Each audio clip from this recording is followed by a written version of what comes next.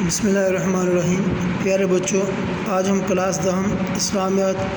سورۃ الاحزاب رکوع نمبر 5 کی آیات نمبر 35 سے 37 کا ترجمہ پڑھیں گے۔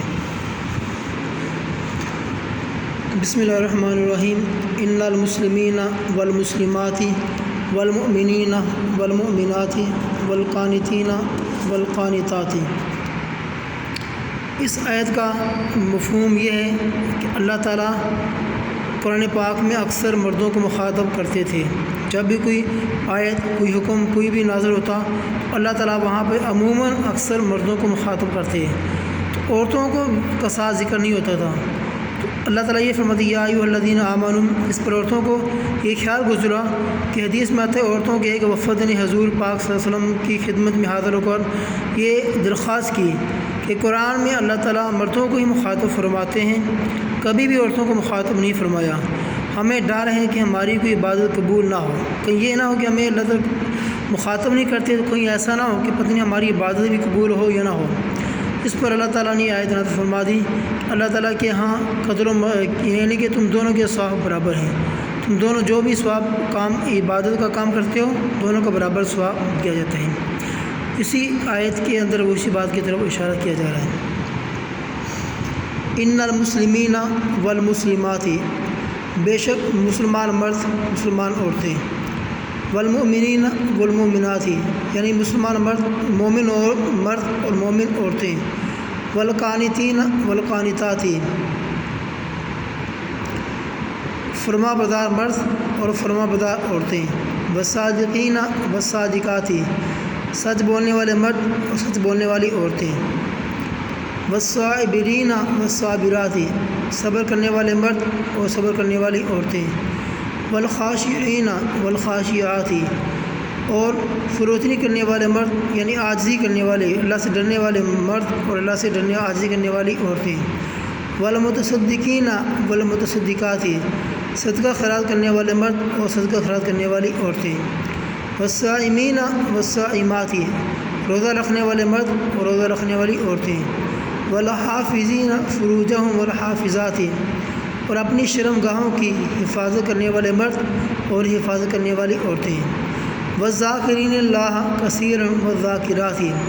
اور خدا کو کثرت سے یاد کرنے والے مرد اور کثرت سے یاد کرنے والی عورتیں، اعد اللہ لہم مغفرۃ واجرا عظیما، کچھ شک نہیں کہ ان کے لیے خدا نے بخشش اور اجر عظیم تیار کر رکھا ہے۔ وما کان لمؤمن ولا مؤمنۃ، اور کسی مسلمان مرد اور مومن عورت کو یہ حق نہیں ہے اذا قضى اللہ ورسولہ امرا، کہ جب خدا اور اس کا رسول کوئی فیصلہ یعنی کوئی امر مقرر کر دیں، ان یکون لہم الخیرۃ من امرہم، کہ وہ اس کام میں اپنا بھی کچھ اختیار سمجھے، یعنی جب اللہ اور اس کا رسول کسی بات کا فیصلہ کر دیں تو کسی بھی انسان کے لیے بات جائز نہیں ہے کہ وہ اپنا اس میں کوئی اختیار سمجھے، یعنی اس بات کو جیسا اللہ اور اللہ کے رسول نے کہہ دیا اس کو قبول کرنا، اس کو تسلیم کرنا اس کے لیے لازمی ہے۔ اب یہ آیت کب نازل ہوئی، اس آیت کا مفہوم کیا ہے، اس آیت کا شأن نزول کیا ہے؟ جب حضور پاک صلی اللہ علیہ وسلم نے اپنے منہ بلے بیٹے حضرت زید کو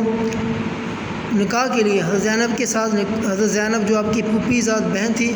ان کے نکاح کے ساتھ ان کے پاس نکاح کے لیے پیغام بھیجا، تو حضرت زینب حضور صلی اللہ علیہ وسلم کی جو پھوپھی ذات بہن تھی اور حضرت زید آپ صلی اللہ علیہ وسلم کے غلام کردہ آزاد کردہ غلام تھے، یعنی منہ بلے بیٹے بھی تھے غلام بھی تھے۔ نکاح کا پیغام جب حضرت زینب کے پاس ان کے رشتہ داروں کے پاس پہنچا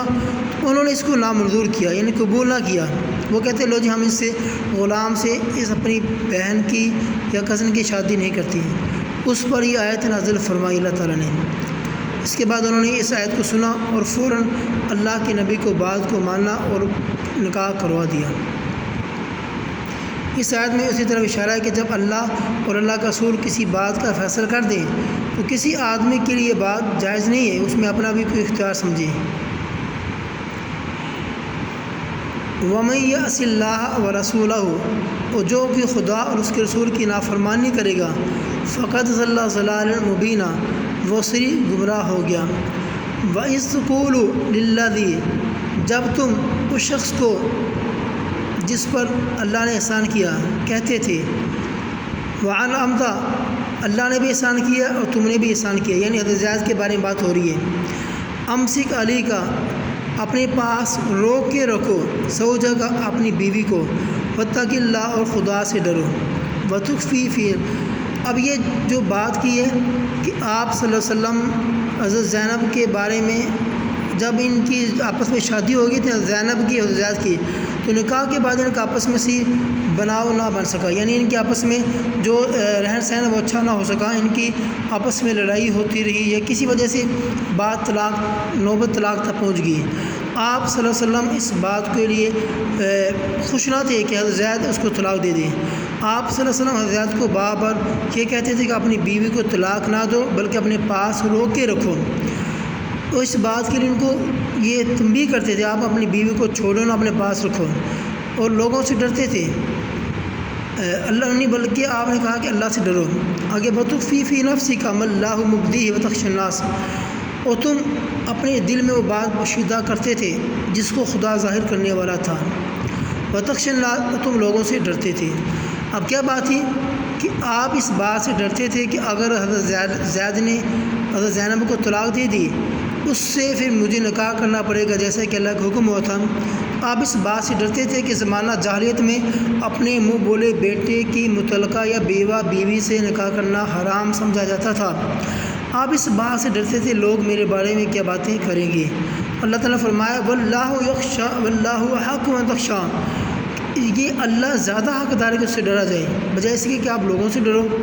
فلما قضى زید منہا، پھر جب حضرت زید نے اس سے کوئی حاجت نہ رکھی یعنی ان کو طلاق دے دی، زوجناکا، تو ہم نے تم سے اس کا نکاح کر دیا، لکی لا یکون علی المؤمنین حرج، تاکہ مومنوں کے